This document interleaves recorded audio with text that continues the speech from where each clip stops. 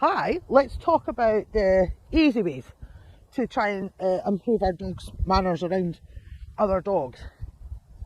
I would, in my personal experience, I find it super beneficial to make sure your dog looks at you and checks in with you before they go and see another dog, so that they're checking with you. Is that okay? Can I go over?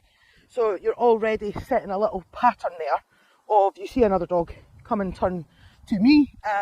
With my young dogs, the way that I do that is if we're out and the dog's off lead and I see somebody approaching and I think, oh, their recall's not going to be that great, I'll just call my dog back quickly, put them on the lead, and then as we approach the person, I will always ask the person, is it okay if we come across and say hello?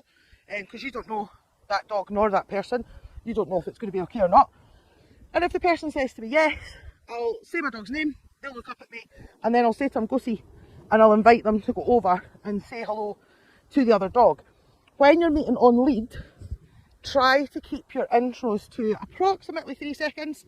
So when they're kind of sniffing each other, try not to let that just go on and on and on, because that's when things can get a bit weird. I like to think of when dogs first greet and they do the sniffy thing, it's the equivalent to our handshake when you meet somebody. And typically our handshake, you know, put your hand out, hello, that's it, that's as long as that took. If the person's still like, hello, how are you, and keeps the conversation going and your hand is still shaking their hand, that becomes weird. So again, get in the habit of when they meet each other on lead, let them sniff, count to about 3 seconds in your head, and then again say your dog's name so they turn around and look at you, and just reverse up and give that other dog a little bit more space. If the other dog then moves towards your dog to continue the conversation, you know that they were getting on okay and everything was fine.